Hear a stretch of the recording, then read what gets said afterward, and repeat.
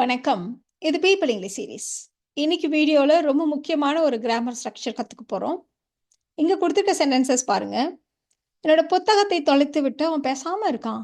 எல்லாத்தையும் சாப்பிட்டுட்டு அவர் ஏப்பம் விட்டார். ஒரு பைக்கை வாங்கிக்கிட்டு அதை அனைவருக்கும் காட்டுகிறான். இப்படியெல்லாம் நம்ம சென்டென்சஸ் சொல்லியிருக்கோம். இதில் எல்லாத்துலேயும் ஒரு வார்த்தை ரிப்பீட்டடாக வர்றதை நீங்கள் கவனிக்கலாம். தொலைத்து விட்டு, சாப்பிட்டு விட்டு, வாங்கி விட்டு, இந்த மாதிரி வருது இல்லையா?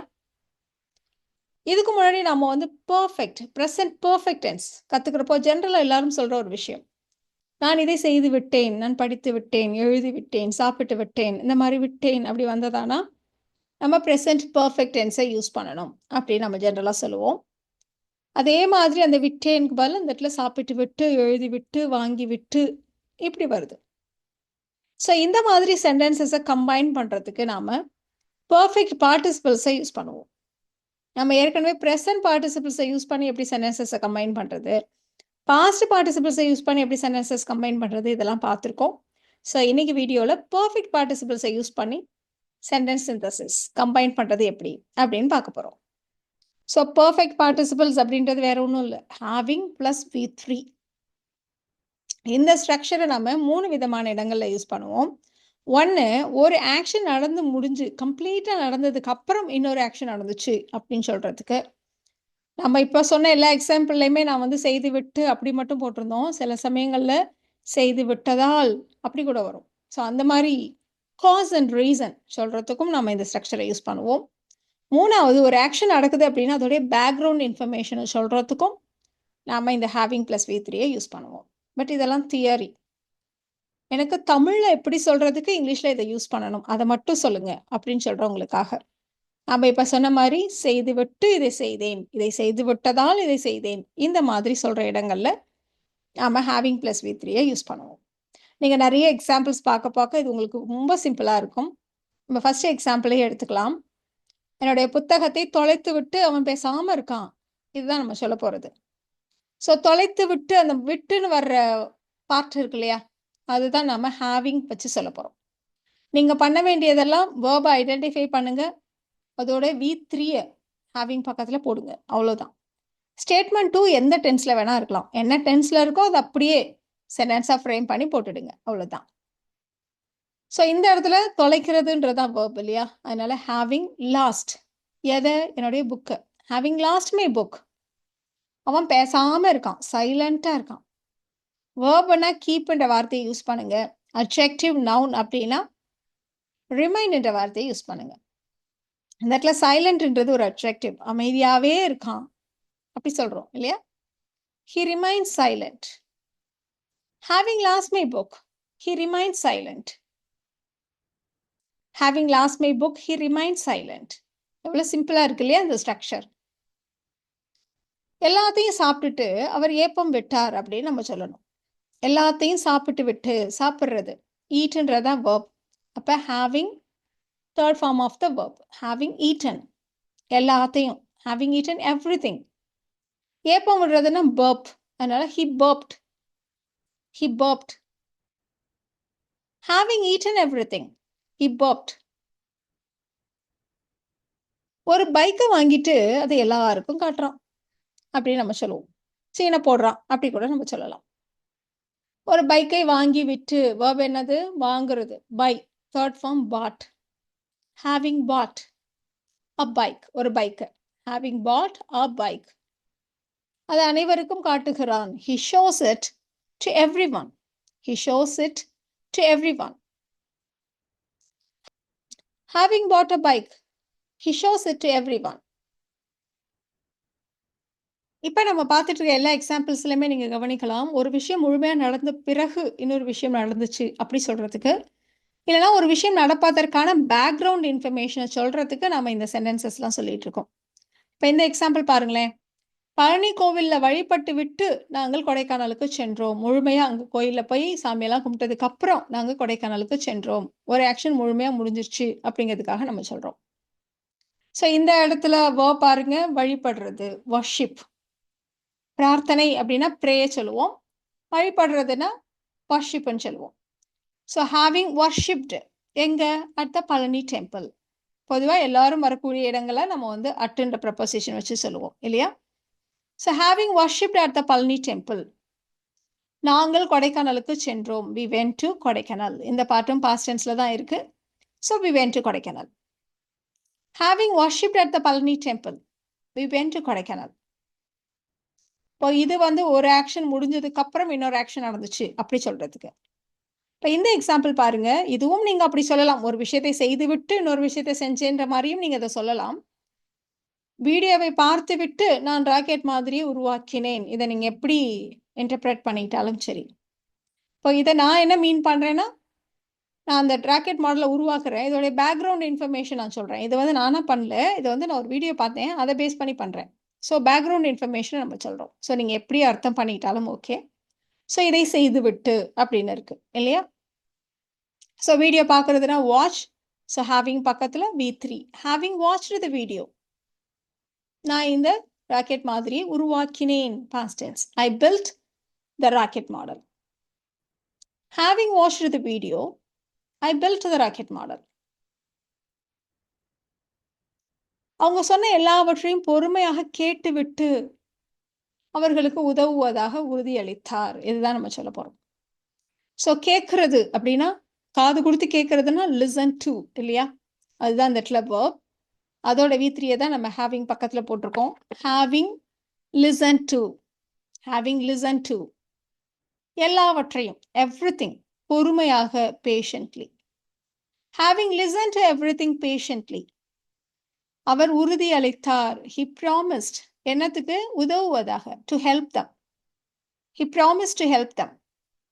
Having listened to everything patiently. He promised to help them. இப்ப இவ்வளோ நேரம் செய்து விட்டு படித்து விட்டு இந்த மாதிரி வந்த சென்டென்சஸை கம்பைன் பண்ணோம். இப்போ இந்த காஸ் அண்ட் ரீசன் அதை வச்சு வர சில சென்டென்சஸ் பார்க்க போகிறோம்.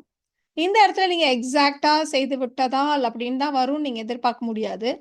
எந்த இடத்துலலாம் நம்ம வந்து பாஸ்ட் பர்ஃபெக்ட் இல்லை ப்ரெசென்ட் பர்ஃபெக்ட் டென்ஸை யூஸ் பண்ணுவோமோ அந்த ஸ்டேட்மெண்ட்டை இன்னொரு ஸ்டேட்மெண்ட்டோட கம்பைன் பண்ணுறதுக்கும் நம்ம இதே மாதிரி ஹேவிங் ப்ளஸ் V3 யூஸ் பண்ணுவோம். இப்போ இந்த சென்டென்ஸ் பாருங்க. அஃப்கோர்ஸ் ஒரு சில க்ளூஸ் இருக்கும் உங்களுக்கு. இப்போ இந்த சென்டென்ஸ் பாருங்க. நான் பல வருடங்களாக இதுக்கு முன்னாடி சென்னையில் வசிச்சிருக்கேன். அதனால எனக்கு இந்த நகரத்தை நன்றாக தெரியும் அப்படின்னு நம்ம சொல்கிறோம். ஸோ இதுக்கு முன்னாடி நான் பல வருஷம் இங்கே இருந்திருக்கேன். I had lived here for years. So நம்ம என்ன செய்கிறோம்? பாஸ்ட் பர்ஃபெக்ட் டென்ஸை யூஸ் பண்ணுறோம் இல்லையா? ஸோ இந்த இடத்துல நீங்கள் க்ளூவா பல வருடங்களாக பல மாதங்களாக ஃபார் இயர்ஸ் இந்த ஃபாரின் வச்சு வர சென்டென்சஸ், ஏற்கனவே எனக்கு தெரியும் அந்த மாதிரி ஆல்ரெடி வச்சு வர சென்டென்சஸ், இதெல்லாம் வந்து பர்ஃபெக்ட் டென்ஸை யூஸ் பண்ணுற சென்டென்சஸ். இதை கம்பைன் பண்ணுறதுக்கும் நம்ம ஹேவிங் ப்ளஸ் V3 யூஸ் பண்ணுவோம் அப்படின்றத நீங்கள் ஞாபகம். ஸோ பல வருடங்களாக சென்னையில் வசித்திருப்பதால், ஏற்கனவே நான் வசித்திருப்பதால் அப்படி நீங்கள் வச்சுக்கலாம். ஸோ வசிக்கிறதுனா லிவ், அதனால ஹேவிங் பக்கத்தில் V3. ஹேவிங் லிவ்ட் சென்னையில், இன் சென்னை பல வருடங்களாக for years. Having lived in Chennai for years. எனக்கு இந்த நகரத்தை இப்போது நன்றாக தெரியும். I know the city very well. Having lived in Chennai for years, I know the city very well. இப்போ இதே மாதிரி தான் இன்னொரு எக்ஸாம்பிள் கூட நம்ம சொல்ல போகிறோம். எனக்கு அவளை ஏற்கனவே நன்றாக தெரியும் என்பதால் அவள் என்ன நினைக்கிறான்னு என்னால் சொல்ல முடியும். ஸோ ஏற்கனவே தெரியும். I have known her very well. எனக்கு அவளை நன்றாக ஏற்கனவே தெரியும். I have already known her. இப்படிலாம் நம்ம சொல்கிறோம் இல்லையா? இந்த பார்ட்டை தான் நம்ம கம்பைன் பண்ண போகிறோம். அதனால தான் நம்ம ஹேவிங் ப்ளஸ் V3 வச்சு கம்பைன் பண்ணுறோம். ஸோ தெரிகிறதுன்றப்போ நோ, அதனால having known her very well. Having known her very well. என்னால் சொல்ல முடியும். I can say. அவள் என்ன நினைக்கிறான்ட்டு, what she thinks. Having known her very well, I can say what she thinks. இப்போ இந்த சென்டென்ஸ் நம்ம வழக்கம் போல் வழக்கமான ஸ்ட்ரக்சரில் சொல்ல போகிறோம். என் படிப்பை முடிச்சுட்டு நான் இப்போ வேலை தேடுறேன். இந்த இடத்துல நம்ம ரீசன் சொல்லலை, பேக்ரவுண்ட் இன்ஃபர்மேஷன் சொல்கிறோம். நான் இப்போ வேலை தேடுறேன். என்னப்பா பண்ணுறேன்? நான் இப்போ வேலை தேடுறேன். பேக்ரவுண்ட் இன்ஃபர்மேஷன் ஒன்று எக்ஸ்ட்ராவாக சொல்கிறோம். நான் படிப்பை முடிச்சுட்டேன், இப்போ நான் வேலை தேடுறேன் அப்படின்னு சொல்கிறோம். ஸோ என் படிப்பை முடித்து விட்டேன், முடிக்கிறது கம்ப்ளீட். அதனால ஹேவிங் கம்ப்ளீட்டட் மை ஸ்டடீஸ். இப்போ நான் வேலை தேடிட்டு இருக்கேன் அப்படிதான் நம்ம சொல்லுவோம் இல்லையா? Now looking for a job. தேடுறதுனா look for. So I am now looking for a job. Having completed my studies, I am now looking for a job. இப்போ கொஞ்சம் நெகட்டிவ் சென்டென்சஸ் சொல்லலாம். ரீசன் சொல்றதுக்கே நம்ம கொஞ்சம் நெகட்டிவ் சென்டென்சஸ் கூட சொல்லலாம். Not having plus V3 அப்படி வச்சு சொல்லுவோம். இப்ப எதுவும் சாப்பிடாததுனால, காலையிலேருந்து நான் எதுவுமே சாப்பிடல. அப்படின்னா நம்ம என்ன சொல்லுவோம்? பெர்ஃபெக்ட் டென்ஸ வச்சு தான் சொல்லுவோம். இல்லையா? ஸோ அது மாரி எதுவும் சாப்பிடாததுனால அவருக்கு மயக்கம் வந்துருச்சு. இப்போ இந்த இடத்துல சாப்பிடுறது அப்படின்றப்போ, நீங்க ஈட் வேணாலும் சொல்லலாம். ஹேவ்ன்ற வார்த்தையும் வச்சும் சொல்லலாம். ஹேவ்ன்ற வார்த்தைய வச்சு சொன்னீங்களானா V3 ஹேட். ஈட்ன்ற வார்த்தைய வச்சு சொன்னீங்களானா eaten. Not having had anything அப்படின்னு சொன்னாலும் சரி, நாட் ஹேவிங் ஈட்டன் எனிதிங் அப்படி சொன்னாலும் சரி. அவருக்கு மயக்கம் ஏற்பட்டது. மயக்கமா feel ஆனுச்சு. He felt dizzy. He felt dizzy. Not having eaten anything. He felt dizzy. இந்த மாதிரி இன்னொரு நெகட்டிவ் சென்டென்ஸ் கூட சொல்லலாம். அவன் நல்லா படிக்காததுனால அவனால எந்த கேள்விக்கும் பதிலளிக்க முடியவில்லை. ஸோ நன்றாக படிக்காததால். இந்த இடத்துல படிக்கிறது அதான் verb. அதனால V3 studied. Not having studied. நன்றா படிக்காததுனால. Not having studied well. இப்போ அதனுடைய எஃபெக்ட் என்ன? இது காஸ். இதோட எஃபெக்ட் என்னன்னு இங்க சொல்றோம். அவனால் பதிலளிக்க முடியவில்லை. He couldn't answer the question. He couldn't answer the question. Not having studied well, he couldn't answer the questions. இன்னொன்னு கூட கடைசியா பார்த்துடலாம். ஆனா அவரை பல வருஷமா பார்க்கல. முன்னாடியே சொன்னோம் பல வருடங்களாக, ஏற்கனவே இந்த மாதிரி எல்லாம் இருந்தா கீவேர்ட்ஸ்ன்ட்டு. ஸோ பல வருடங்களாக பார்க்காததால் என்னால் அவரை ரெக்கக்னைஸ் பண்ண முடியல. இதை நம்ம சொல்ல போறோம். ஸோ பார்க்கறதுன்றப்போ சி. அதனால not having seen him for years. ரொம்ப வருஷமா. Not having seen him for years. I couldn't recognize him. I couldn't recognize him. Not having seen him for years. I couldn't recognize him. இப்போ இந்த structure உங்களுக்கு ஈஸியா இருக்கும்னு நினைக்கிறேன். எந்த மாதிரி இடங்கள்ல நாம having plus V3 யூஸ் பண்ணுவோம், எப்போ இந்த not having plus V3 use பண்ணுவோம், இதெல்லாம் உங்களுக்கு ஈஸியாவே புரிஞ்சிருக்கும். இந்த சென்டென்சஸ் அப்போ நீங்க ட்ரை பண்ணி பாருங்க. அலாரம் செட் பண்ணாததால நான் இன்னைக்கு லேட்டாக தான் எழுந்திரிச்சேன். நாள் முழுக்க வேலை செஞ்சதுனால அவளுக்கு நைட்டு டின்னர் சமைக்கிறப்போ ரொம்ப டயர்டாக இருந்துச்சு. காஃபியை குடிச்சிட்டு அவர் நியூஸ் பேப்பர் படிக்க ஆரம்பித்தார். இந்த சென்டென்சஸை நீங்கள் ஃப்ரேம் பண்ணுங்கள். உங்களுக்கான ஆன்சர்ஸை நான் போஸ்ட் பண்ணுறேன். நீங்கள் அப்போ செக் பண்ணிக்கலாம். ஸோ இந்த வீடியோவில் நாம் பர்ஃபெக்ட் பார்ட்டிசிபிள்ஸ் வச்சு சென்டென்சஸ் எப்படி ஃப்ரேம் பண்ணுறது, ஹேவிங் ப்ளஸ் V3 ஒரு சென்டென்ஸில் எப்படி யூஸ் பண்ணுறது, எப்பெல்லாம் யூஸ் பண்ணலாம் அப்படின்றத தெரிஞ்சுக்கிட்டோம். இந்த வீடியோ உங்களுக்கு யூஸ்ஃபுல்லாக இருக்கும்னு நினைக்கிறேன். Thank you so much.